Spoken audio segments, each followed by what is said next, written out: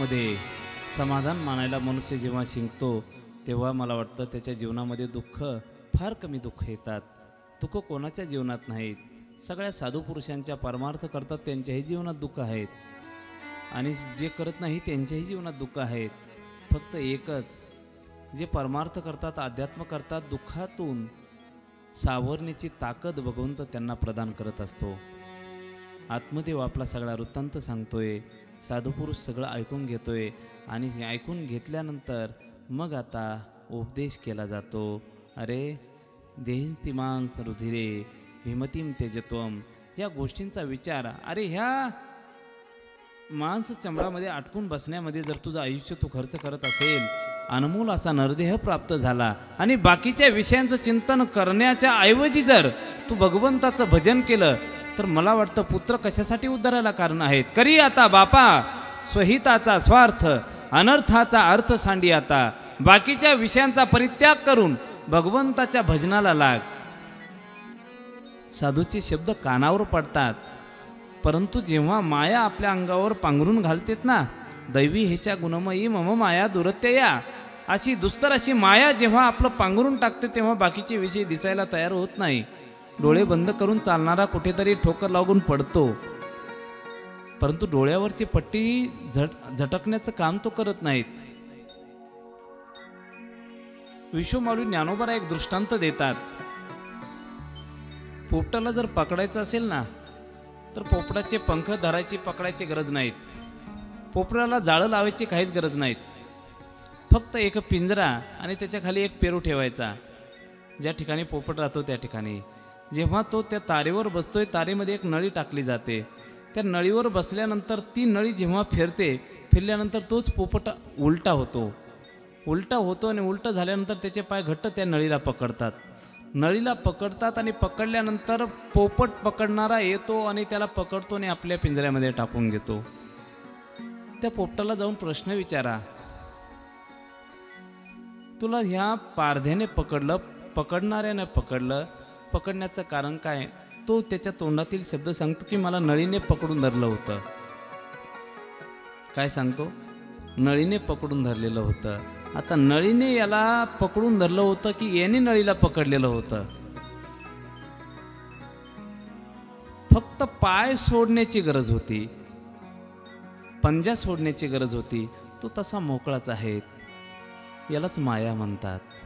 प्रभु की माया जाल फंसे उनके बुरे हाल, प्रभु की माया जाल फंसे उनके बुरे हाल, सिर पे भ्रमते काल फंदे में न आना रे. हरि गुण गाना, हरि गुण गाना, हरि गुण गाना, हरि गुण गाना.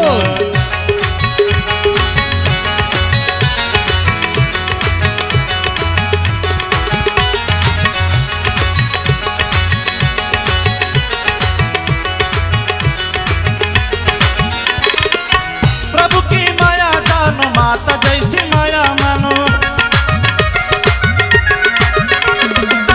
प्रभु की माया जानो, माता जैसी माया मानो.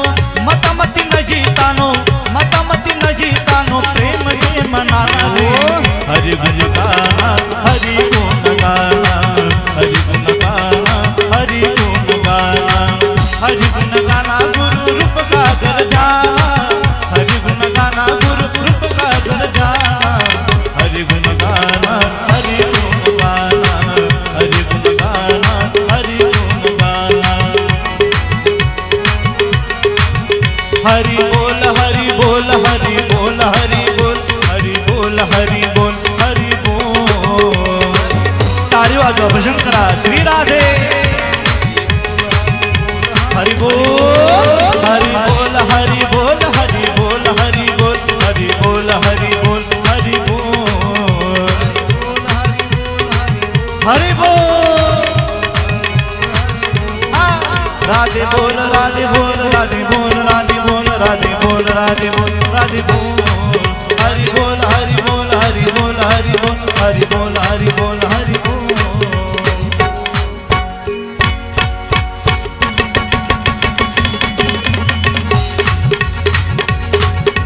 हे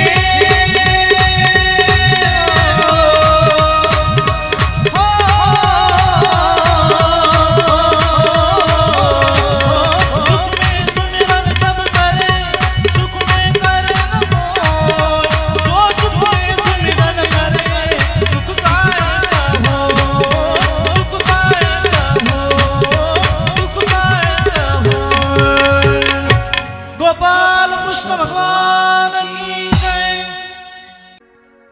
भगवंताची माया अपरंपार अशी माया आपलं पांघरून आपल्यावर घालते.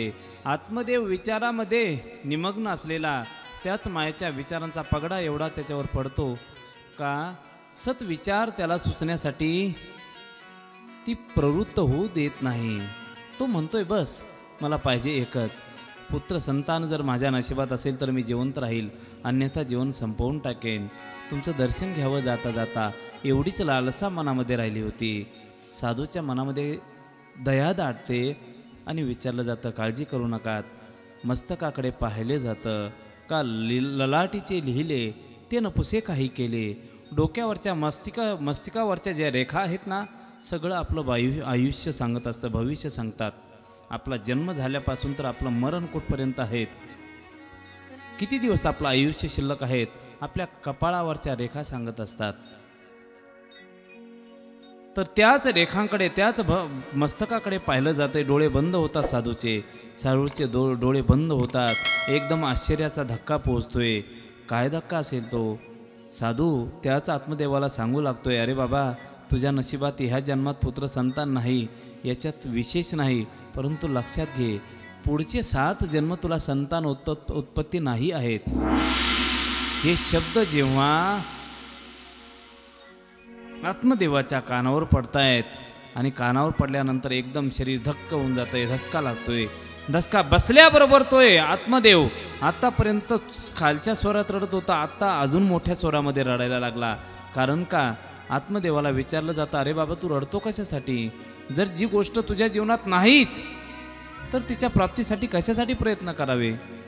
आणि जी गोष्ट आपली नाही तिच्यासाठी प्रयत्न कधीही मनुष्याने करू नये, ती दुःखालाच कारण ठरते. ज्यांनी प्रयत्न करण्याचा प्रयत्न केला त्यांना ते दुःख त्यांच्या जीवनात उपभोगावंच लागलं. आत्मदेव म्हणतोय माझं दुःख आत्तापर्यंत एका जन्माचं होतं, आत्ता दुःखामध्ये परिवर्तन झालं. आता ते दुःख एवढं वाढलं, 7 पट दुःख वाढलं. एका जन्माचं नाही, किती जन्माचं वाढलं? 7 जन्माचं दुःख. म्हणजे माझ्या दुःखामध्ये किती वाढ करून दिली तुम्ही? आता ही साधूने नव्हती वाढ करून दिली, फक्त सांगितलं बाबा तू सावध हो. आत्मदेव सावध व्हायला तयार नाही. तेव्हा मात्र आता साधूला सांगितलं जातंय, आत्मदेव म्हणतोय आता मी आत्महत्या करणारच आणि तीही तुमच्यामुळेच करणार. का? तुम्ही माझं दुःख वाढवलं ना. साधूने डोक्याला हात लावला. आता करावं काय? आता काय केलं पाहिजे? काय करावं? काळजी करू नका. जे भगवंताला करता येत नाही ते साधूला करता येतं. जी ताकद भगवंतामध्ये आहेत त्याच्याही पेक्षा कणभर ताकद भगवंताही पेक्षा भक्तामध्ये पाहायला मिळते आपल्याला. भगवंताच्या दिव्य चरित्रामध्ये बालपणामध्ये भगवंताने बैलाचं दूध काढलं होतं असं म्हणतात. भगवंताने बैलाचं दूध काढलं, परंतु ते जिवंत बैलाचं काढलं. तुकोबारायांनी आपल्या मुलीच्या इच्छेसाठी नंदीचं दूध काढलं, परंतु तो नंदी चालता बोलता नंदी नाहीत, दगडाचा एलेश्वरा ते पूजिले, दूध नंदीचे काढिले. भगवंत एखाद्या हिंस्र प्राण्यालाही आपल्या वश करून त्याचा ताबा आपल्यामध्ये घेताना पाहायला मिळाला. परंतु ज्ञानोबारायांनी भिंत चालवली, ही निर्जीव अशी भिंत, तिचा ताबा ज्ञानोबारायांनी घेतला. साधू जे करतात भगवंताचेही पेक्षा कणभर जास्त करतात. साधूची ताकद भगवंताही पेक्षा कणभर जास्त आहेत. तोच साधू महात्मा म्हणतोय आत्मदेवा एक लक्षात ठेव, भगवंताची कृपा तुझ्या जीवनामध्ये संतान नाही, परंतु तीच कृपा एका साधूची होते. आयुष्यभर मी साधना केली, हे फळ घेऊन जा. हे फळ जर तुझ्या पत्नीला तू दिलं तर तुला दिव्य असा रत्न प्राप्त होईल. भगवंताचा आविष्कार तुझ्या पदरामध्ये पडेल. साक्षात दिव्य असा पुत्र तुला प्राप्त होईल. एवढा आनंद होतो का ज्याच्या लालसेने आपण आलोय ती इच्छा आपली आता पूर्ण होण्यासाठी तयार झालेली आहेत. बस डोळ्यातून अश्रू होऊ लागतायत आणि घराकडे निघतोय. घराकडे निघालेला तोच आत्मदेव, त्या आत्मदेवाला थांबवलं जातं. अरे बाबा थांब, ना नुनात सत्य असत्यम. सांग, एक तुझ्या पत्नीला हे फळ देत असताना तुला एक गोष्ट पाळावी लागेल. पत्नीला सांगावं लागेल, जोपर्यंत प्रसव काल जवळ येत नाहीत तू बाळाला जन्माला घालत नाही तोपर्यंत तुला असत्य भाषण करता येणार नाहीत, एक भुक्त राहावं लागेल, वितंडवाद करता येणार नाहीत, भांडण करता येणार नाहीत। या सगळ्या गोष्टींचं जर ती परिपालन करत असेल तरच सुंदर असा मुलगा जन्माला येईल, अन्यथा येणार नाहीत। सगळ्या नियम अटी तो पालन करण्यासाठी तयार होतोय, फळ घेतलं जातंय, घरी आणलं जातंय, पत्नीला दिलं जातंय। पत्नी म्हणते आता शेवटी साठी काय साठी बुद्धी आहे ना आपल्याकडे काहीतरी म्हण, साठी बुद्धी नाटी। आता ह्या ब्राह्मणाचं वय झालं होतं 60 वर्ष, आता ती जास्तीत जास्त तिचे 4-5 वर्षाने कमी, हिचं 55 असेल। ह्या वयामध्ये आता आपण मुलाच्या इच्छेसाठी प्रयत्न करावे, परंतु काय आमच्या मालकाच्या डोक्यामध्ये तसं लग्न झाल्यापासूनच म्हणतात सगळंच। आमच्या मालकाला आपल्या काही कळत नाही म्हणतात ना, तुम्ही शांत बसावं, तुम्हाला काही म्हणतात ना, हे शब्द राहतात ना घरचे। तीही म्हणते, धुंदुली म्हणते, अहो असं कुठं घडतं का? अरे म्हणे नाहीत, साधूबाबांनी फळ दिलंय, तुला खावंच लागेल, ह्याही वयात तुला संतती झाल्या, पुत्रप्राप्ती झाल्याशिवाय राहणार नाहीत, साधूने दिलेला हा आशीर्वाद आहेत, हे फळ ग्रहण करणं गरजेचं आहे। धुंदुलीला तो प्रवृत्त करतोय, परंतु फळ खात असताना त्या फळाचे नियम सांगितले जातात। असत्य भाषण करायचं नाहीत बरं का, कोणाशी भांडण तंटा करायचं नाहीत बरं का। जोपर्यंत बाळाची उत्पत्ती होत नाही तोपर्यंत एक भुक्त तुला राहावं लागेल। हे 3 नियम पाळले की तुला दिव्य असं पुत्ररत्न प्राप्त होईल। ती म्हणे काळजी करू नका, देवाची पूजा आटोपली का मी हे फळ भक्षण करते। मालक म्हणे कसंही कर परंतु खाऊन घे, बाकीचं काहीच नाही। आत्मदेव आपल्या कक्षामध्ये जातात आणि आता तीच धुंदुली विचार करू लागते, खाऊ की नको, खाऊ की नको, खाऊ की नको। तेवढे शेजारी नेते विचारलं जातं, अगं बाई म्हणे कशासाठी एवढा विचार करते? अहो म्हणे आमच्या मालकांनी हे फळ आणलेलं आहेत, हे फळ खाऊ की नाही? कशाचं फळ आहेत म्हणे हे फळ खाल्लं तरी मला मुलगा होईल असं सांगितलं त्यांनी। मग काय अडचण काय? फळ खाल्ल्यानंतर समजा मुलगा गर्भ राहिलात आणि यदा कदाचित नाही राहिला, हे फळ जर विषारी असेल तर मी मरू शकते, असं कसं काय करावं, खावं की नाहीत? अगं बाई, साधू महात्मा एखादा भक्त जेव्हा फळ देतो तेव्हा ते विषारी फळ कदापि नसणार, काळजी करू नको, खाऊन टाक। अगं पण मग मी गर्भवती जर राहिले आणि तेच पोरग जर आडवं आलं तर तेव्हा काही डिलिव्हरीची व्यवस्था नव्हती, कोण आपलं सीझर करणार, कोण काय करणार, कसं काय करायचं? आडवं येणारच नाहीत म्हणे, साधूची कृपा आहेत, काळजी करू नको, खाऊन टाक, असंही आहे। ठीक आहेत, गर्भवती अवस्थेमध्ये असं म्हणतात का जास्त पळापळ करता येत नाही, जास्त धावपळ करता येत नाहीत। मग अशा परिस्थितीमध्ये यदा कदाचित मी झोपलेली असावी आणि माझ्या घराला आग लागली तर मला पळता येणार नाही, मग काय करावं?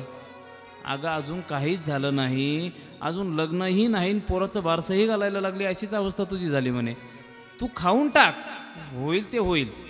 बरं ठीक आहेत म्हणे, समजा खाऊनही टाकलं, गर्भ अवस्थेमध्ये मला वाटतं जास्त कामधंदा उचल साचल करता येत नाहीत ना, नाही ना जमत, मग अशा परिस्थितीमध्ये माझं घरचं कामधंदा कोण करेल? अगं म्हणे तुझ्या नणंद आहेत ना, तिला घेऊन ये, नणंद आहेत। अगं म्हणे नणंद दिवाळीला येते तर मला वाटतं आमचं अर्ध घर साफ करून येते, जर ती 6 महिने 7 महिने जर घरी येऊन राहिली तर मला वाटतं पूर्ण सुपडा साफ करून टाकेन, तिला आणायचं कसं काय? त्या शेजारणीने डोक्याला हात लावला, म्हणे बघ तुला काय करायचं कर। निघून गेली आणि तेवढ्यात तिची बहीण, धुंदुलीची बहीण त्या ठिकाणी टपकली। ती म्हणे असं असं आहे, काय करायचं सांग? काहीच करू नको म्हणे, हे फळ खाऊ नको, साधूबुवांवर यांच्यावर काही विश्वास ठेवायचंच काम नाहीत म्हणे। 900 कन्यापुत्र होती तरी का करणे लागे पती, 900ने जर कन्यापुत्र व्हायला लागले तर लग्न कोणी करेल का म्हणे, या भानगडीतच पडू नको। अरे म्हणे मग आता समजा जर खाल्लं नाही तर पती काय म्हणेल? काळजी करू नको, फक्त टेलरकडून भरपूर चिंध्या गोळ्या करून आण आणि चिंध्या पोटाला गुंडाळ आणि फक्त गर्भवती होण्याचं नाटक दाखव। वांझेने दाविले गर्भार लक्षण, फक्त नाटक दाखव आणि पुढे 9 महिने पूर्ण झाल्यानंतर काय करू? अगं म्हणे माझं 12वं आता चालू आहेत, पहिले 11 मुलं आहेत आणि आता 12वं मध्ये आणतंय, महिना झाला आहेत म्हणे मला।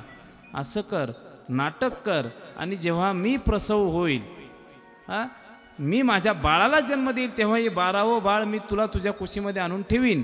माझ्या पतीचं थोडंसं अर्थ तोंड दाबून बंद करून टाक, पैसे देऊन तोंड बंद करून टाक, म्हणजे तुझंही काम होईल आणि माझंही काम होऊन जाईल. असं म्हटल्यानंतर तिला सगळ्या गोष्टी पटतात आणि ते फळ राहिलं. आता हे फळ काय करायचं म्हणे, काहीच करू नको. तुझ्या अंगणामध्ये बांधलेली जी गाय आहेत ना तीही वांज आहेत. जर खरंच त्या फळाची किमया असेल तर ती गायसुद्धा गर्भवती होऊ शकते, म्हणजे तुझंही काम साधलं जाईल, गायसुद्धा गर्भवती होईल. सगळा प्रकार चालू होतो. हिने गर्भवती होण्याचं नाटक केलं जातंय. 1 महिना, 2 महिना, 3 महिना असे महिने उलटत होत चालतात आणि बस 9 महिने पूर्ण झाले का ही बहीण डिलिव्हरी होते. तिचा मुलगा हिच्या कुशीमध्ये आणून टाकला जातोय आणि सांगितलं जातंय म्हणे आता तुमची पत्नी बाळंतीण झाली. मुलाला पाहिलं, एवढा आनंद होतो. आत्मदेवाला सगळ्या गावाला जेवण दिलं जातं आणि त्याच 1 महिन्यानंतर गायसुद्धा प्रसवते. गायची सुद्धा डिलिव्हरी होते. सुंदर अशा बाळाला तीही जन्माला घालते. 1 महिन्याच्या अंतरावर का ज्या दिवशी फळ दिलं होतं ते फळ घेतल्यानंतर त्याच्या अगोदर 1 महिना तिच्या बहिणीला दिवस गेलेले असतात आणि तिथून पुढे 1 महिना गाय गर्भवती होते. म्हणून त्या दोघाही बाळांमध्ये 1 महिन्याचं अंतर असतं. गाय प्रसवते परंतु ती पाडसाला जन्म न देतात एका बाळाला जन्माला घालते. सगळं शरीर, सगळे अवयव त्याचे माणसाचे, फक्त कान त्याचे मात्र गायीचे कानासारखे असल्यामुळे तेही मुलगा जन्माला येतं. इकडे धुंदुलीही जन्माला येते. 2 मुलं वाढू लागतात. आता यांचं नामकरण करायचं. नामकरण करायचं म्हणून लहान बाळाला पुढे ठेवलं जाते. भूदेवांना बोलवलं जाते. अरे म्हणे याचे सगळे अवयव माणसासारखे आहेत, फक्त कान गायचे आहेत ना, म्हणून याचं नाव गोकर्ण ठेवा. गोकर्ण नाव ठेवलं जातं. आणि आता ह्याच धुंदुलीच्या मुलाला, आत्मदेवाच्या मुलाचं नामकरण करायचं.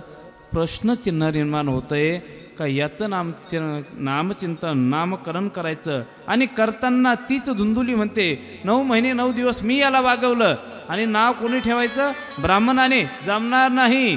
माझ्या बाळाचं नाव मीच ठेवणार आणि माझ्या राशीवरच ठेवणार म्हणे.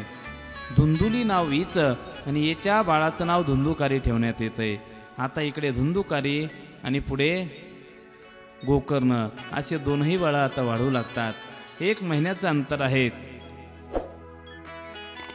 एक गोष्ट सांगेन मी तुम्हाला. आता शासनाने नियमच बनवला आहे त्याच्यामुळे जास्त बोलण्यात अर्थ नाहीत. परंतु मला वाटतं पहिले 2-2, 3-3 मुलं राहायचे, 4-4 मुलं राहायचे. तेव्हा त्या मुलांमध्ये थोडंसं प्रेम विभागलं जायचं. परंतु ज्या घरामध्ये एकच मुलगा आहेत त्या ठिकाणी प्रेम विभागलं जात नव्हतं. त्याचे लाड जास्त व्हायचे. लाड ज्या ठिकाणी जास्त झाले का त्या ठिकाणी वाया जाण्याचे संकेत जास्त राहायचे. अतिप्रेम ज्या ठिकाणी आहेत त्या ठिकाणी बिघडण्याचे संकेतही जास्त असतात. मुलावर प्रेम केलं जायला पाहिजे. परंतु मला वाटतं आपल्या भाषेमध्ये फक्त खाण्यापिण्यापुरतं प्रेम असावं. जर यदा कदाचित तो दुर्व्यसनांच्या अधीन जर जात असेल ना, ते प्रेम तुमचं त्याच्या जीवनासाठी धोकादायक ठरतं. धुंदुकारीची अवस्था तीच होते. अत्यंत प्रेम करत असलेला आत्मदेव, धुंदुली माता आणि त्याच प्रेमाच्या आविर्भावाने त्याच मुलाचं वळण वाममार्गाच्या दिशेने जाऊ लागतंय. दुर्व्यसनं सुरुवात होत आहेत. दुर्व्यसनांनी तो बरबटला जाऊ लागतोय. इकडे गोकर्ण मात्र साधूच्या फळाने जन्माला आलेला आहेत ना. गोकर्ण महान पंडित बनतोय. धुंदुकारी महाकलहा. आणि अशी अवस्था झाल्यानंतर धुंदुकारी मात्र वाममार्गामध्ये परिवर्तित झालेला आहेत. गोकर्ण मात्र सुंदर असा पंडित होतोय. काशीला जाऊन वेदाचं अध्ययन केलं जाते, शास्त्राचं अध्ययन केलं जाते. आणि शास्त्राचं अध्ययन करत असलेला त्याच्या तोंडातून जेव्हा रुचा बाहेर पडू लागतायत, आत्मदेवाला एवढा आनंद होतोय. अरे माझा मुलगा नाहीत, गायच्या उदरातून जन्माला आला, परंतु किती संस्कारी आहेत. एवढे संस्कार पाहिल्यानंतर मात्र धुंदुकारी आपल्या बाळाला समजावून सांगतोय. अरे आत्मदेव आपल्या बाळाला समजावून सांगतोय, अरे धुंदुकारी बाळा, तुझा लहान भाऊ किती चांगला आहे, किती सुसंस्कारित आहेत, तू त्याच्याप्रमाणे आचरण केलं पाहिजे. परंतु धुंदुकारी ऐकायला तयार नाहीत. बाळ लहान आहे तेव्हाच कान टोचले तर चांगले असतात. त्रास होत नाही.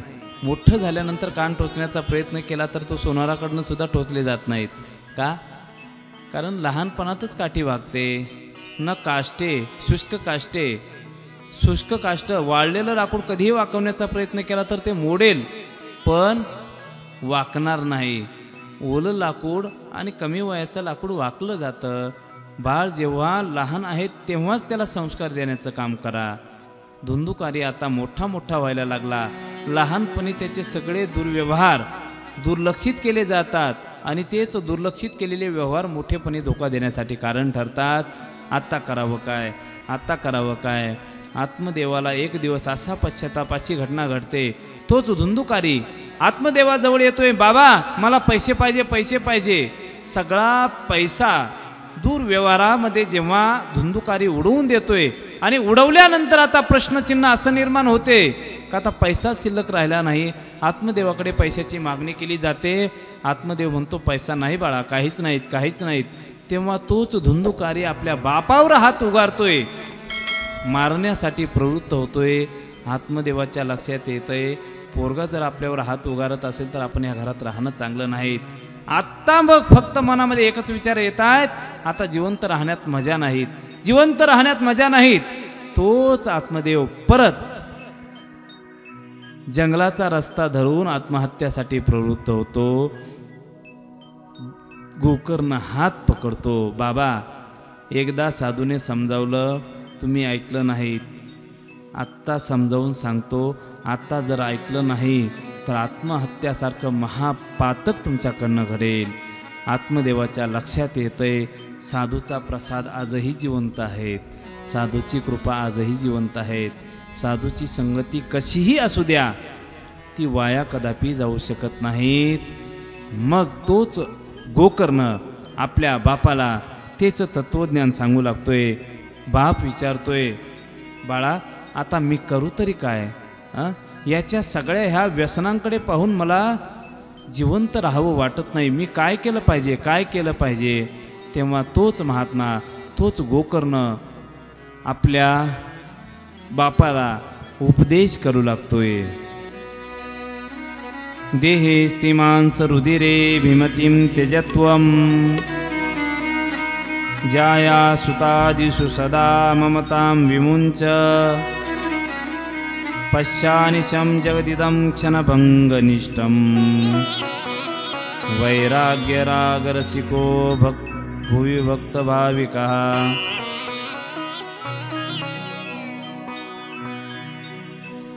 शब्द कानावर पडतायत. बाबा ह्या देहामध्ये, देहाच्या आसक्तीमध्ये तुम्ही जीवन जगू नका. रक्त मांस मळ मूत्र याच्यामध्ये जर आपण आपलं जीवन अडकवलं तर मला वाटतं विनाशाच्याच दिशेने आपलं जीवन चालेल. एक लक्षात ठेवा, या सगळ्या गोष्टींचा परित्याग करून, पतिपुत्राचा परित्याग करून तुम्ही भगवंताच्या भजनासाठी विरक्तीला धारण करा आणि तीच विरक्ती तुम्हाला तारण्यासाठी कारण ठरेल. तिचा स्वीकार करा. काय करू बाळा मी अजून?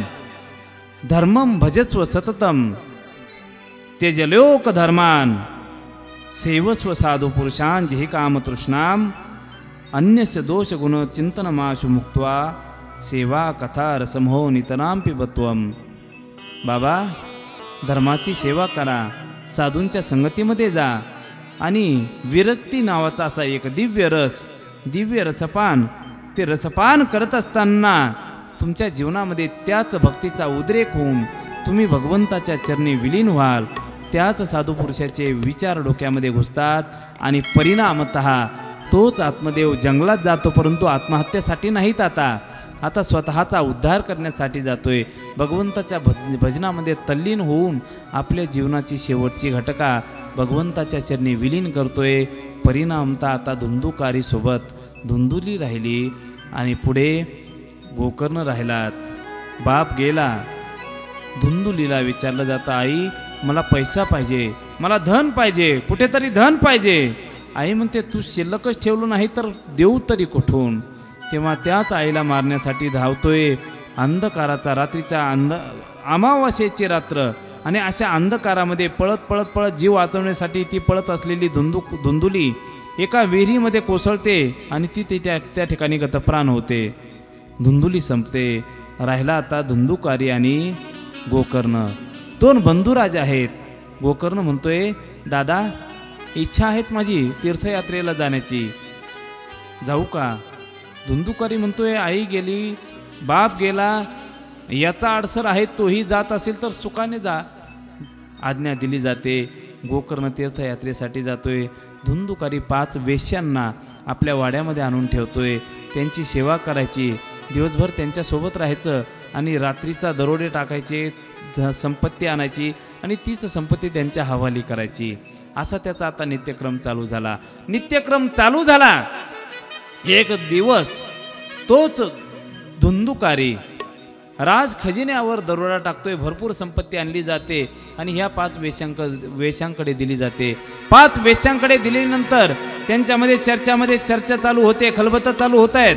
अरे जर हीच संपत्ती आपल्यासाठी ह्याने आणलेली असावी आणि आणल्यानंतर परिणामता राजाला माहीत झालंय, पकडला जाईल हा आणि पकडल्यानंतर उत्तर दिलं जाईल, मी यांच्यासाठी दरोडे चोऱ्या माऱ्या करत होतोय आणि त्याची शिक्षा माफ होऊन आपल्यालाच फासावर जावं लागेल, त्याच्यापेक्षा याला संपवलं तर कितीतरी पट चांगलं होईल. 5ही वेश्या त्याचे पाय बांधतात, भरपूर मदिरा पान करायला लावतात, भरपूर दारू त्याला पाजतात आणि त्याचे हातपाय बांधले जातात. एवढा मारतात, एवढा चोप देतात, एवढा चोप, याचं पापच एवढं होतं का त्या माराने याचं मरण जवळ येत नाही. शेवटी आपल्याकडे सांडत असते ना, सांडस, पकड, त्या पकडीने याचं तोंड वाचलं जातं आणि जळते निखारे मुखामध्ये टाकले जातात. तरीही तो मरत नाहीत. आरडा ओरडा करतो, परंतु सोडवण्यासाठी येईल तरी कोण, याने कधी चांगलं केलंच नाहीत.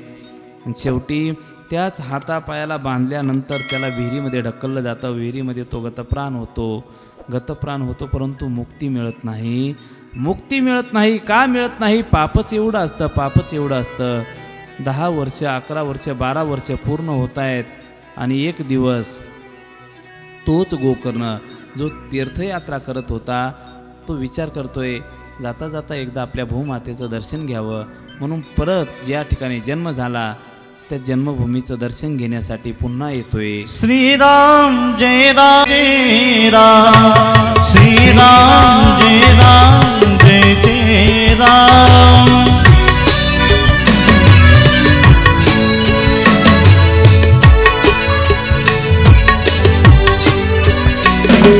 श्रीराम जय राम जय जय राम, श्रीराम जय राम जय जय राम. श्रीराम जय राम जय जय राम, श्रीराम जय राम जय जय राम. श्रीराम जय राम बोला, सर्व बोला. जय राम, श्रीराम जय राम जय जय राम. टाळी वाजवा, भजन करा, हरी बोल. हो श्रीराम जय राम जय जय राम, श्रीराम जय राम जय जय राम. हरी बोल.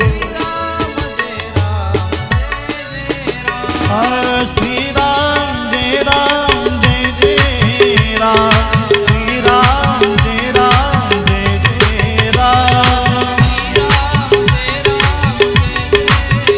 टाळी वाजवा, हरी बोल.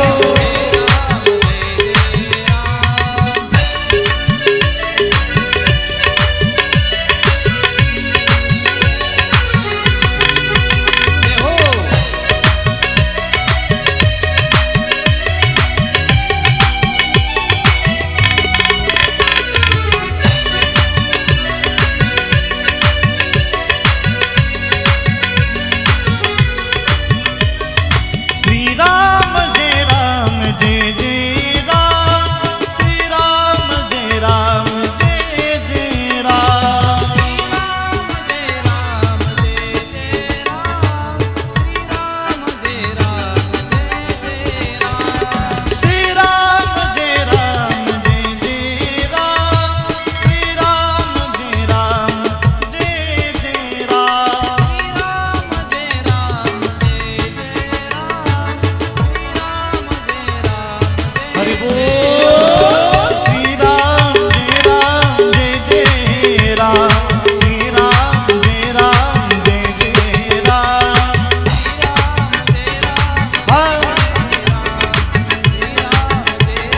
वाजवा भजन करा हरी बोल श्रीराम जय राम जय जय राम श्रीराम जय राम जय जय राम श्रीराम जय राम जय जय राम श्रीराम जय राम जय जय राम श्रीराम जय राम जय जय राम श्रीराम जय राम जय जय राम। गोपाल कृष्ण भगवान राधा रानी की युगल सरकार की जय। श्री राम जय जय राम श्री राम जय जय राम।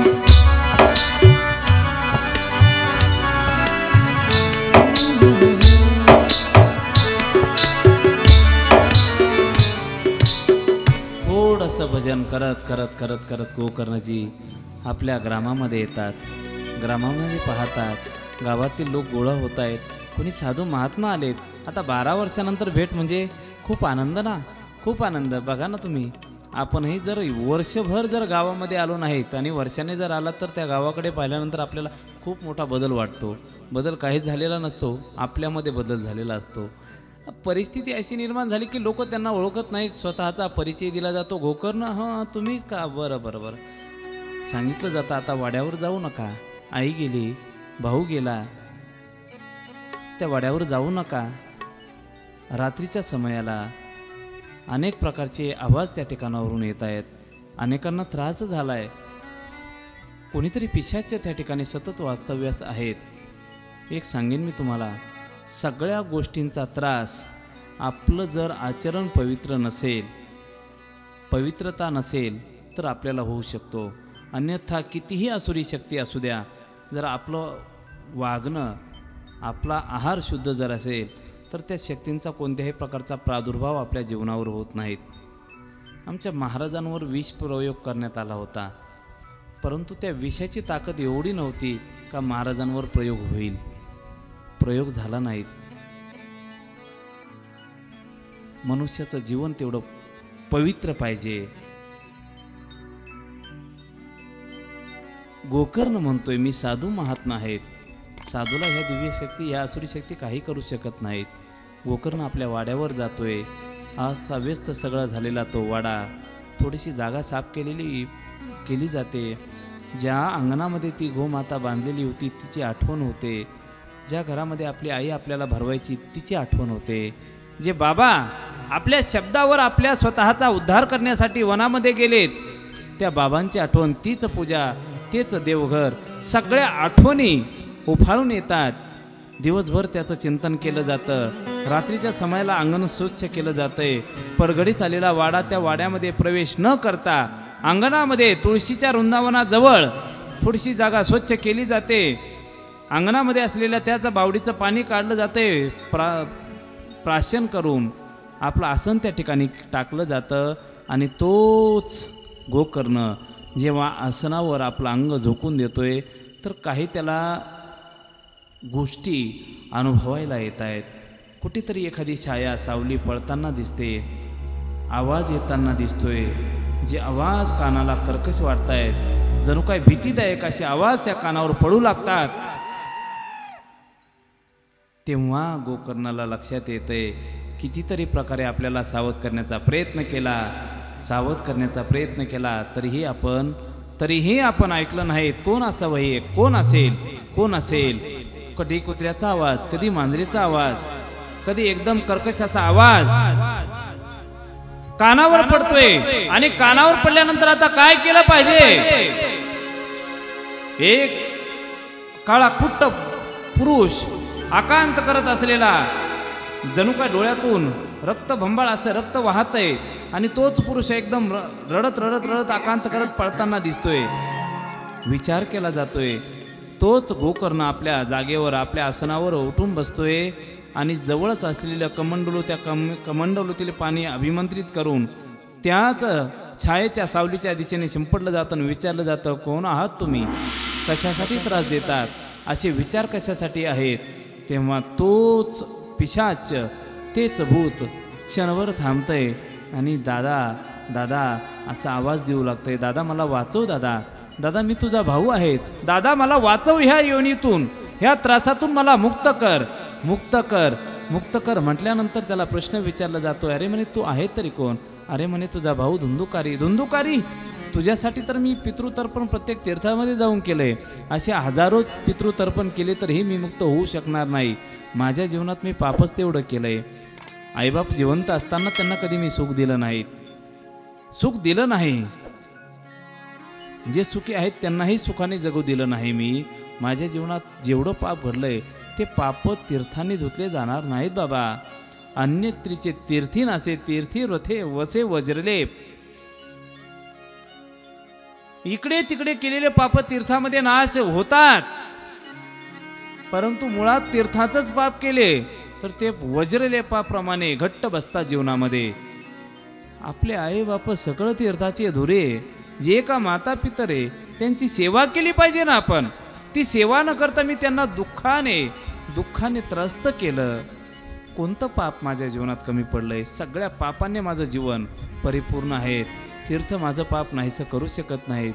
दादा काहीतरी कर, काहीतरी या पापातून मुक्त होण्यासाठी कर. तेव्हा गोकर्ण थोडासा काळ मागतात आणि तोच पिशाच त्या ठिकाणावरून नाहीसं होतंय. पहाटेचा समय, संध्यावंदन केलं जातं आणि संध्यावंदन झाल्यानंतर सूर्यनारायणाला अर्घ्य देण्यासाठी जेव्हा प्रवृत्त होत आहेत गोकर्णजी, आणि त्याच सूर्यनारायणाला प्रश्न विचारतात, हां नारायणा काय करू? माझ्या बंधुराजाच्या मुक्तीसाठी मी काय केलं पाहिजे? क्षणभर पळभर स्थिर होऊन त्याच सूर्यनारायणाचा उपदेश गोकर्णाला प्राप्त होतोय आणि श्रीमद भागवतामृत कथामृत महायज्ञ अनुष्ठान करण्यासाठी गोकर्णाला प्रवृत्त केलं जातंय. आणि त्याच ठिकाणी आता सुंदर असं कथेचं आयोजन केलं जातंय. मुहूर्त काढला जातोय. दिव्य अशा मुहूर्तावर कथेचं आयोजन करण्यात आलेलं आहे. श्रीमद भागवत कथा महायज्ञ, त्या महायज्ञामध्ये अनेक साधू ऋषी, अनेक साधू पुरुषांना निमंत्रण दिलं जातंय. आणि एकदा जशी कानावर बातमी यायला सुरुवात होते, ज्यांचं पुण्य उदयाला आलेलं आहे ते सगळे त्या कथेमध्ये आपलं आसन टाकून बसू लागतायत. कथेचा दिवस उजाडतोय. यजमान कोणाला ठेवावं? ज्याच्यासाठी कथा करायची आहेत त्यालाच यजमान म्हणून बोलवलं जातंय. तो यजमान म्हणजेच साक्षात धुंदुकारी. धुंदुकारीला यजमान ठेवावं, परंतु शरीर नाही. बरं दिव्य असं सूक्ष्म शरीर आहे, पिशाच्या योनीला प्राप्त झालेलं आहे, तर पंचभूत त्याला एका ठिकाणी थांबू देत नाही. कथा ही एका ठिकाणी बसून ऐकली पाहिजे, एका ठिकाणी बसून तिचं श्रवण केलं पाहिजे. करावं काय? शेवटी भव्य असा यज्ञ मंडप त्या ठिकाणी स्थानापन्न केलेला असतोय. तो मंडप असतोय वेळूच्या खांबाचा. बांबूचे आहेत ना, बांबूची झाडं, त्या बांबूंचा असतो. साधारण 7-8 फूट असलेला बांबू, त्याला 7-8 गाठी असतात. आपल्या 7 गाठी त्या बांबूमध्ये अवस्थित करून तोच पिशाच त्या बांबूमध्ये स्थानापन्न होतोय. कथेला आरंभ होतोय. पहिल्या दिवसाची कथा पार पडते, पहिली गाठ फुटते. दुसऱ्या दिवसाची कथा पार पडते, दुसरी गाठ फुटते. 7 दिवस सुंदर अशी कथा ऐकली जाते आणि कथा ऐकल्यानंतर 7ही गाठी फुटतात. विद्यते हृदय ग्रंथी, सिद्धन्ते सर्व संशया, क्षयन्ते चास्य कर्माणि तस्मिन् दृष्टे परावरे.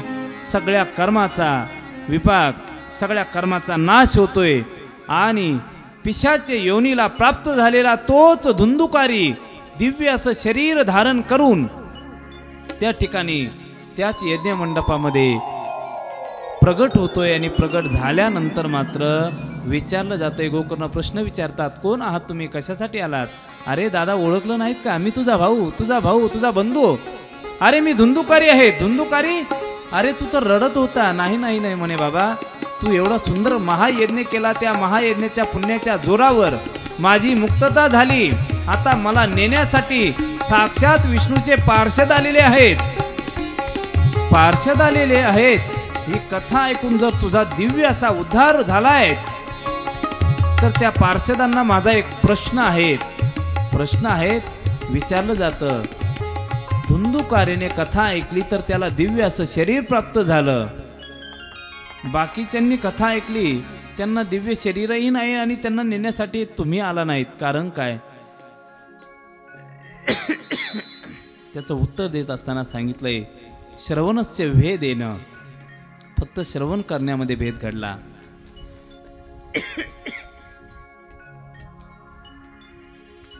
धुंदुकारीने कथा श्रवण केली, पूर्ण सर्वांगाने कथा श्रवण केली. त्याला दुसऱ्या तिसऱ्याची आठवण येत नव्हती. त्याला फक्त त्याचं मरण त्याच्या डोळ्यासमोर दिसत होतं. त्याला फक्त त्याचं दुःख डोळ्यासमोर दिसत होतं. म्हणून त्याला फक्त एकच पाहिजे होतं, फक्त कथामृत. आपण कथा श्रवण करतो, येताना आपल्या चपलीकडेही ध्यान असतं, घरून येत असताना दरवाजा लावला की नाही त्याचंही ध्यान असतं, आणि कधी कथा संपेल आणि कधी मी घरी जाईल याचंही ध्यान लवकर असतं. म्हणजे आपल्या ऐकण्यामध्ये आणि त्याच्या ऐकण्यामध्ये हा बदल असल्यामुळे श्रवण करत असताना धुंदुकारीचा उद्धार होतो, बाकीच्यांचा उद्धार होत नाही. पुन्हा कथा आरंभ केले जाते आणि परत कथा श्रवण करून सगळ्या नगरीचा उद्धार गोकर्णाच्या अनुषंगाने होतोय. अशी ही श्रीमद भागवत कथा ह्या ठिकाणी आपण रसपान करत आहात. असं कथेचं महात्म्य सांगितलं जातंय. आणि हेच कथेचं महात्म्य सांगितल्यानंतर आता शौनकजी सुतांना प्रश्न विचारतात आणि त्याच 6 प्रश्नांच्या मंजुषेतून सगळी श्रीमद भागवत कथा ह्या ठिकाणी शुकदेवांच्या अनुषंगाने राजा परिस्थितीला जी प्राप्त होणार आहेत ती आपण श्रवण करणार आहोत. एकदा मनपूर्वक सर्वांनी हाताने टाळी आणि भगवंताचं नामचिंतन करून आपल्या कथेला आरंभ करायचा आहे. माझा माझा माझा माझा माझा विठ्ठल माझा मी विठ्ठलाचा.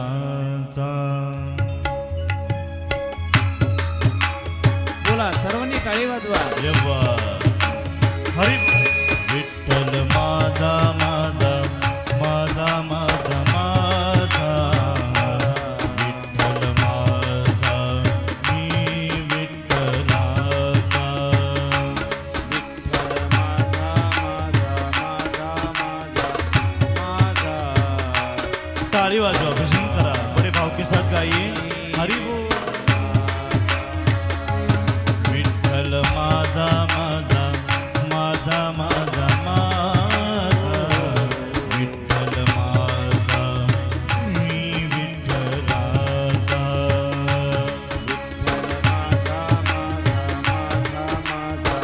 सर्वांनी टाळी वाजवा.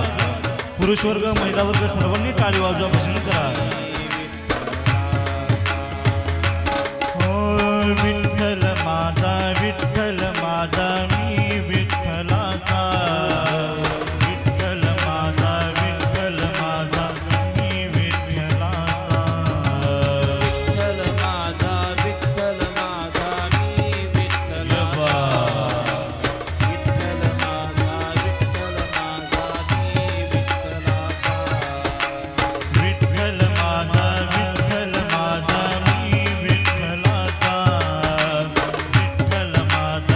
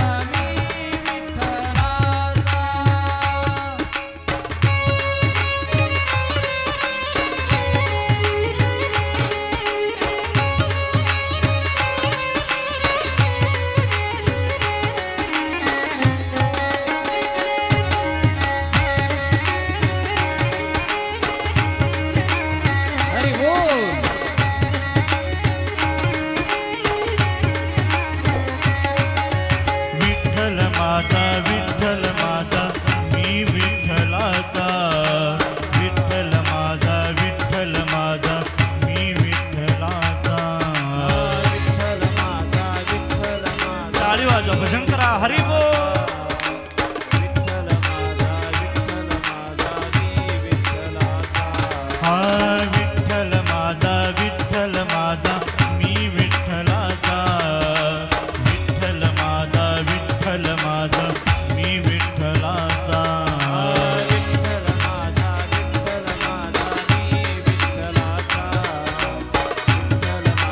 विठ्ठल माझा मी विठ्ठलाचा. माझा माझा माझा माझा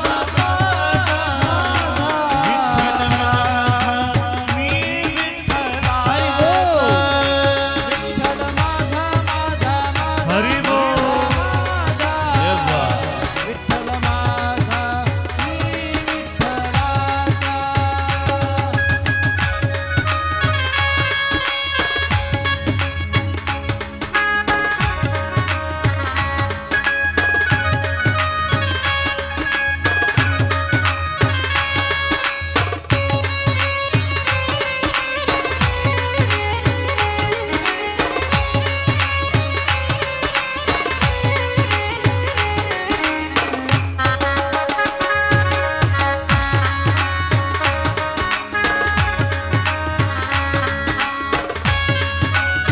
विठ्ठल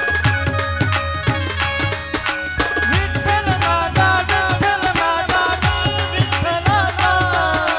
विठ्ठल माझा विठ्ठल माझा मी विठ्ठलाचा. टाळी वाजवा भजन करा पाठीमागचे भजन करा हरी बोल.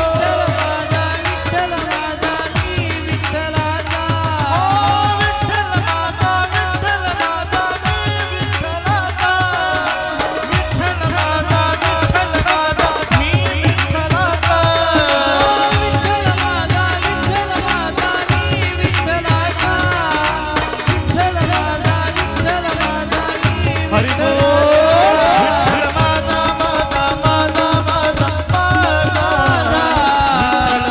विठ्ठल माझा मी विठ्ठलाचा. विठ्ठल माझा माझा माझा माझा माझा. विठ्ठल माझा मी विठ्ठलाचा. विठ्ठल माझा माझा माझा माझा माझा. विठ्ठल माझा मी विठ्ठलाचा.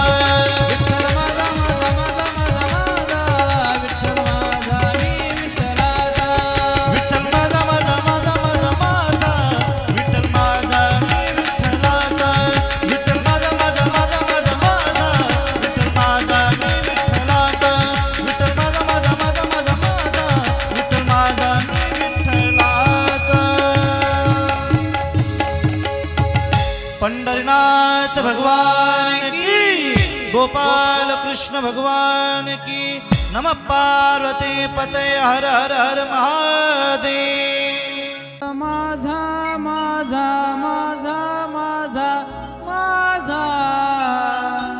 विठ्ठल माझा मी विठ्ठलाचा.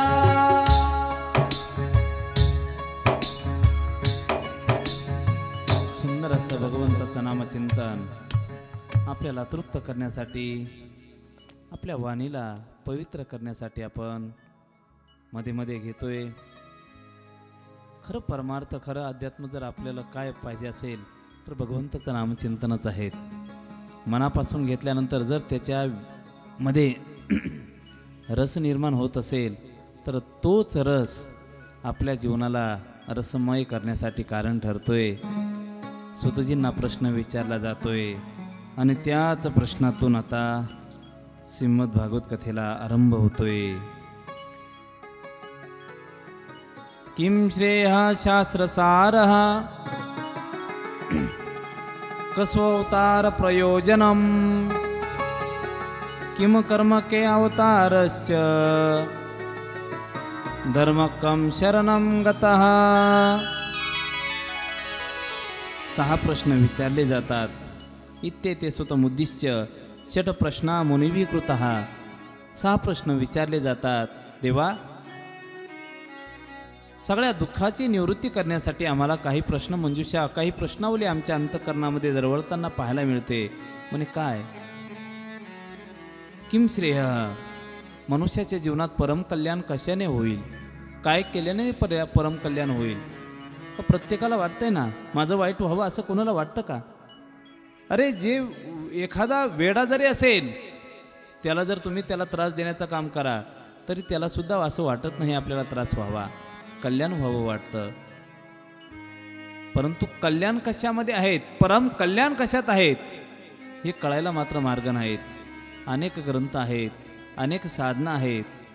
या सगळ्या गोष्टींचा विचार करत असताना नेमकं परम कल्याण कशामध्ये आहेत प्रश्न विचारला जातो. मनुष्याचं परम कल्याण कशात आहे? मनुष्याने कोणत्या देवतेची पूजा करावी प्रश्न दुसरा विचारला जातो. 33 कोटी देव चामुंडा, 8 कोटी भैरव एवढ्या देवतांचा विचार केला जातो. बांधावरचे देव तर अजून राहिलेच. शेंदूरपासून आपण देव बनवतो ना दगडाला, ते देव तर अजून बाजूलाच राहिले. अशा सगळ्या देवतांचा विचार केल्यानंतर नेमकी कोणत्या देवाची पूजा करावी प्रश्नचिन्ह निर्माण होतंय. तिसरा प्रश्न, आपण रामनवमी साजरी करतो, गोकुळाष्टमी साजरी करतोय, नृसिंह जयंती साजरी करतोय, म्हणजेच भगवंताचा जन्मोत्सव साजरा केला जातोय. आणि ज्या दिवशी आपण भगवंताला आपल्या प्रांगणामध्ये आणतोय, सुंदर असं मंदिर स्थानापन्न करून त्याची मूर्ती बसवतोय, त्याही ठिकाणी वाढदिवस म्हणून भगवंताचा साजरा केला जातोय, वर्धापन दिन साजरा केला जातोय, भगवंताचा जन्मदिवस साजरा केला जातोय. ज्याला जन्म आहे त्याचा मृत्यू हा निश्चित आहे. जर भगवंत अजन्मा असेल तर जन्म सोहळा साजरा तरी कसा करावा प्रश्नचिन्ह निर्माण होतंय. विचार करा, भगवंताचे अवतार अनंत सांगतात. हरी अनंत, हरी रूप अनंता. जर भगवंताचे अनंत अवतार आहेत, प्रामुख्याने भगवंताचे अवतार किती हा प्रश्न विचारला जातोय. आणि शेवटचा 5वा प्रश्न विचारला जातोय, उपांत्य प्रश्न विचारला जातोय. सगळे शास्त्र सांगतात. कुणी सांगतं योग साधना करा, कुणी सांगतं याग करा, कुणी सांगतं यजन करा, कुणी सांगतं नामचिंतन करा, कुणी सांगतं यज्ञ करा. नेमकं करावं काय? सगळ्या साधना आहेत, परंतु सगळ्या साधनांचं सार नेमकं काय? 5वा प्रश्न विचारला जातोय. आणि शेवटी एक प्रश्न निर्माण होतोय. महाराज, एकच विनंती आहे. भगवंत जेव्हा जेव्हा धर्मलयाला जाण्यासाठी अवस्था निर्माण होते तेव्हा भगवंत स्वतः म्हणतात त्या धर्माची उत्थापना करण्यासाठी मी अवताराला येतोय.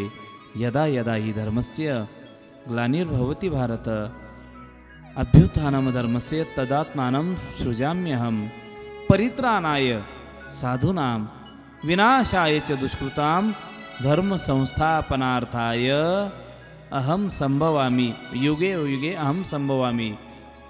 प्रत्येक युगामध्ये मी अवताराला येतो. जर असं तुमचं म्हणणं आहे तर मला वाटतं धर्माची उत्थापना केल्यानंतर तोच धर्म कोणाला शरण जातो? धर्म कं शरणंगतः. असे 6 प्रश्न निर्माण होतात.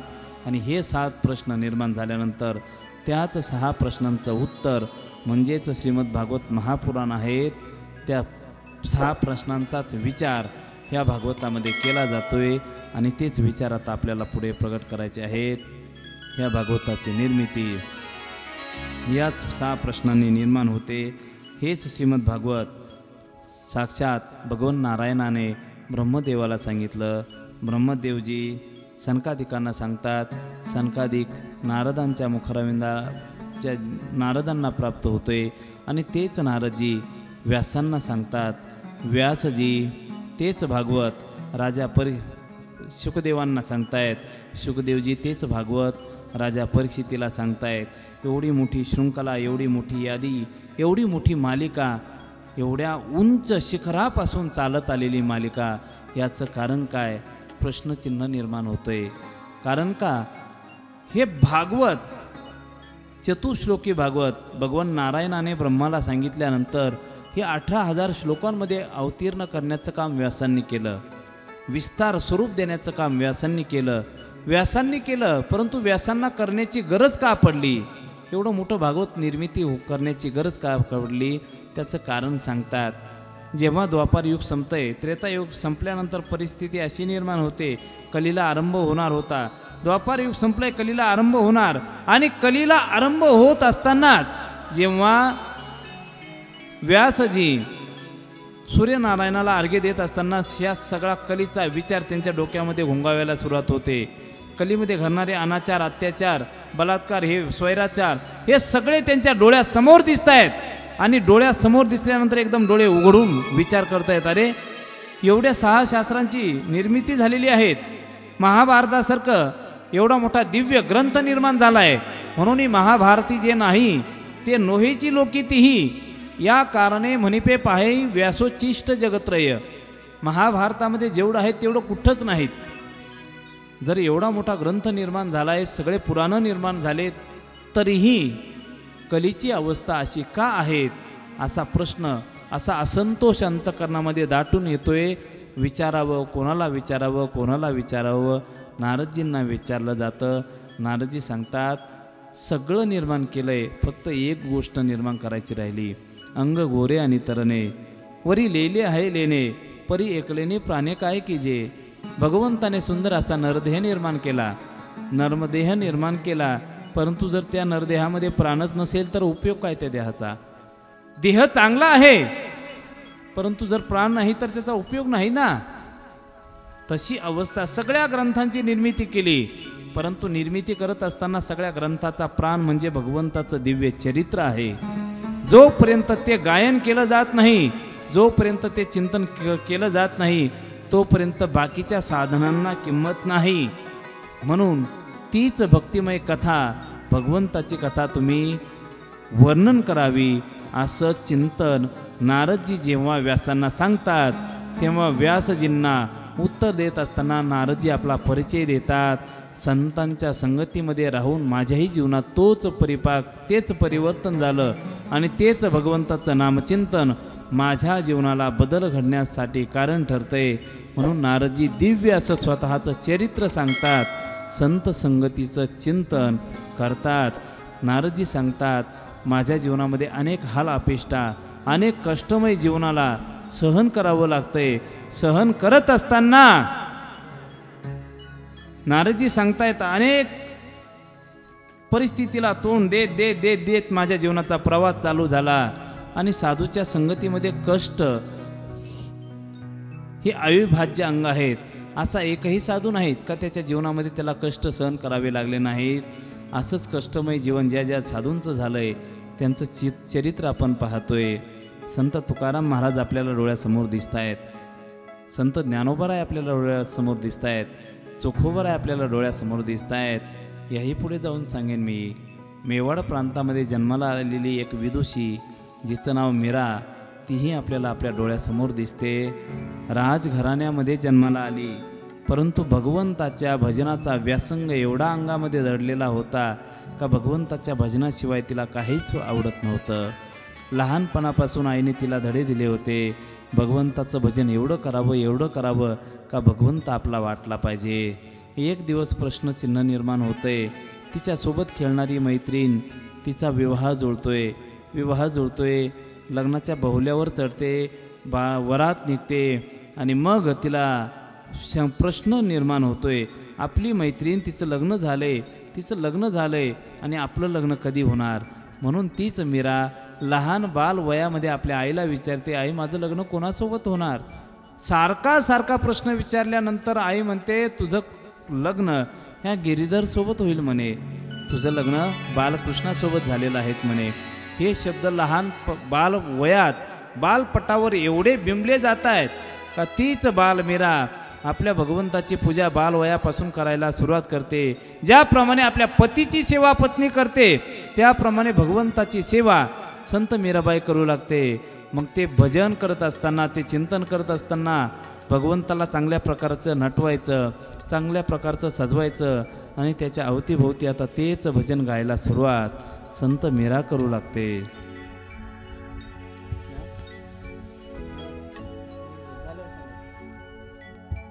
है आत्मा का दर्शन किया करे, है शीश जो प्रभु चरण में वंदन किया करे.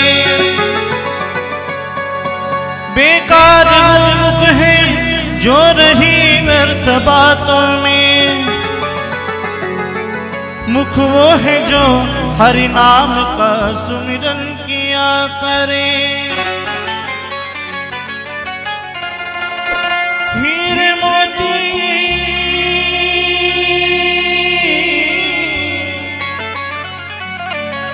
हीरे मोती से नहीं है शोभा है हाथ की, है हाथ जो भगवान का पूजन किया करे। मर कर भी अमर नाम है उस जीव का जग में, प्रभु प्रेम में बलिदान जो जीवन किया करे।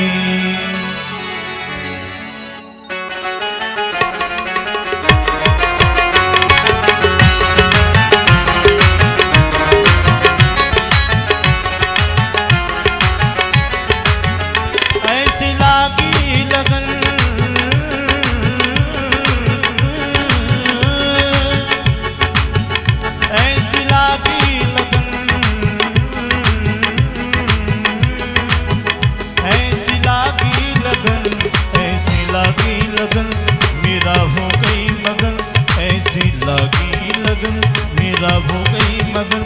वो तो गली गली हरी धुन गाने लगी, ऐसी लागी लगन मेरा हो गई मगन, ऐसी लागी लगन मेरा हो गई मगन।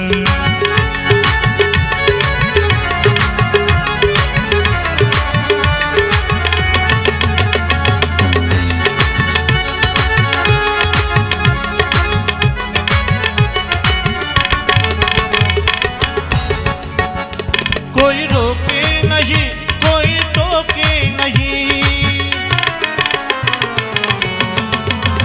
कोई रोके नहीं कोई टोके नहीं। मेरा गोविंद गोपाल गाने लगी, बैठ संतों के संत रंग मोहन के रंग, मेरा प्रेमी प्रीतम को मनाने लगे।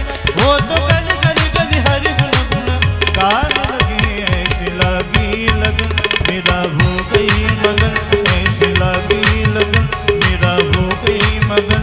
वो तो गली गली गली हरि गुण गुण गाने लगे, ऐसी लागी लगन मेरा हो गई मगन, ऐसी लागी लगन मेरा हो गई मगन। गोपाल कृष्ण भगवान की जय। दिव्य असं चरित्र, भगवंताचं दिव्य असं प्रेम कसं प्राप्त झालं, नारदजी आपल्या पूर्वचरित्राचा सर्व आविर्भाव प्रगट करतात. व्यासजी त्याच ग्रंथ निर्मितीला सुरुवात करतात आणि तोच ग्रंथ तेच कथामृत सुखदेवांच्या रूपाने राजा परीक्षितीला प्राप्त होऊन आपल्या जीवनाचं सार्थक करण्यासाठी आपली दिव्य अशी कथा ह्याच यज्ञमंडपामध्ये साक्षात दिव्य अशा इच्छापूर्ती महादेवाच्या पावन प्रांगणामध्ये आपण श्रवण करत आहात. उद्या आपण हाच भाग पाहणार आहोत. साक्षात व्यसांचा संतोष, राजा परीक्षितीची मुक्ती, जीवन, या सगळ्या गोष्टींचा विचार उद्याच्या कथेमध्ये पाहणार आहोत. श्री माननीय प्रकाशजी सुखदेवजी मालुंजकर यांच्या अनुषंगाने ही कथा आपण श्रवण करण्यासाठी तत्पर झालात. कुठेतरी आपलं पुण्य उदयाला आलं म्हणून ही कथा आपल्या कानाला, आपल्या मुखारविंदाला तृप्त करण्यासाठी, पावन करण्यासाठी या ठिकाणी आयोजित करण्यात आलेले आहेत. द्यावे तेवढे धन्यवाद थोडेच आहेत. आजची कथा ह्याच ठिकाणी संपन्न होते. जाता जाता अनेक मान्यवर ह्या ठिकाणी उपस्थित झालेत. आमचे दिलीप भाऊ, आमच्या दीक्षा दिदी आणि परिसरातून अनेक मान्यवर ह्या ठिकाणी आलेले आहेत. एकदा पुनश्च सर्वांना धन्यवाद देतो. आणि आजची कथा आमच्या लंकाकासुद्धा कसाऱ्यावरून या ठिकाणी आलेले आहेत. आमच्या आई पण या ठिकाणी कथेला उपस्थित झालेल्या आहेत. एकदा पुनश्च आपणा सर्वांना धन्यवाद देतो. आणि कथा ह्या ठिकाणी संपन्न झाली. जाता जाता सर्वांना एकच संदेश, कथेतून आपल्याला चांगलं करता आलं नाही तरी चालेल, परंतु कोणाचं वाईट होईल ही अपेक्षा कधीही करू नये. हाच कथेचा संदेश जो आपण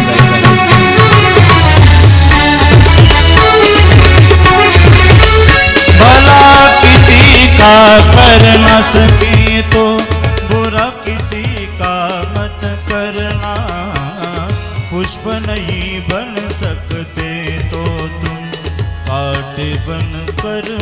रगना, काटे बन कर मत रगना। करना किसी का बसा सके तो झोपड़िया न जला देना। मरहम पट्टी न कर सके तो खार नमक न लगा देना। दीपक बन कर जल न सके तो अंधियारा भी मत करना। पुष्प नहीं बन सकते तो तुम काटे बन कर मत रगना। काटे बन कर मत रगना। काटे बन कर मत रगना। धुळे नगरीमध्ये आजचा दुसरा दिवस अतिशय आनंदामध्ये या ठिकाणी संपन्न झालेला आहे। उद्या आपल्या भागवत कथेमध्ये काल मी सांगितलं होतं की आज संत मीराबाईंची झाकी आपल्याला या ठिकाणी बघायला मिळणार आहे। पण संत मीराबाईंनी सांगितलं की उद्या शंभू महादेवाचा लग्न सोहळा विवाह सोहळा आपल्या या वांजुळे नगरीमध्ये होणार आहे। तर त्या लग्नासाठी संत मीराबाई उद्या या ठिकाणी येणार आहे। राजस्थानवरनं यायचं म्हटल्यानंतर काल सांगितलं आणि एका दिवसात येणं शक्य नाही, तरी म्हटल्या उद्या या विवाह सोहळ्यासाठी मीराबाई या ठिकाणी आवर्जून या ठिकाणी येणार आहे। उद्या आपल्या कथेमध्ये शंभू महादेवाचा विवाह सोहळा, शिवपार्वती विवाह सोहळा आपल्या या वांजुळे नगरीमध्ये इच्छापूर्ती महादेवाच्या मंदिरासमोर, ज्या मंदिराची आपण आतुरतेनं या ठिकाणी वाट बघत आहात, प्राणप्रतिष्ठा कलशारोहण या ठिकाणी होणार आहे।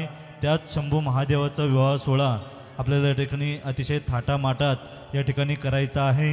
म्हणून सर्वांना विनंती आहे, वराडी मंडळी आपल्याला माहिती असेल कोण कोण आहे, माहिती आहे का? भगवान शंकराची वराडी मंडळी, शंकराची वराडी मंडळी, भूत बेताळ आपल्या या वराडी मंडळी या ठिकाणी येणार आहे। सूर्यनारायण, इंद्र भगवान, त्याचबरोबर विष्णू भगवान, ब्रह्मदेव सर्वच या लग्नासाठी येणार आहेत। आपल्या वांजुळे गावामध्ये या ठिकाणी येणार आहेत। म्हणून आपणा सर्वांना विनंती आहे, बघा एवढी मोठी स्वर्गातील ही मंडळी या शंभू महादेवाच्या लग्नाकरता या ठिकाणी येणार आहे, तरी आपण वांजुळेकर अजूनही या ठिकाणी कथेसाठी आलेली नाहीत। मगाशीच व्यासमंचावर व्यासपीठावर आम्ही विष्णूभाऊ बाळूभाऊच ना आम्ही या ठिकाणी बसलो होतो, तर एक विषय निघाला की आपला इगतपुरी तालुका आणि सिन्नर तालुका, अर्धा सिन्नर तालुका एवढी सवयी की आपल्या इकडं कीर्तन परंपरा 9 वाजता कीर्तनाला सुरुवात होती, 9:30 वाजता बाबा येणार, त्यानंतर चाल होणार, 2 गायक चाल म्हणणार, त्यानंतर 10 वाजता कीर्तन चालू होणार, मग 10:30 वाजता आपली मंडळी कीर्तनाला हजर होतात, बरोबर ना? ही सवय आपल्या इगतपुरी तालुक्याला, अर्ध्या सिन्नर तालुक्याला लागलेली आहे। तर ही सवय कुठंतरी थांबावी। आपण जर ब्रज, वृंदावन, मथुरा त्या भागात जर गेलात, MP, मध्य प्रदेश त्या भागामध्ये दिवसभर कथा चालतात। सकाळी कथा चालू झाली का सायंकाळी 5-5, 6-6 वाजेपर्यंत त्या कथा चालतात। तरी पण आपणा सर्वांना विनंती आहे, आपण या कथेकरता आवर्जून आपल्या शेजारी पाजारी सर्वांना सांगा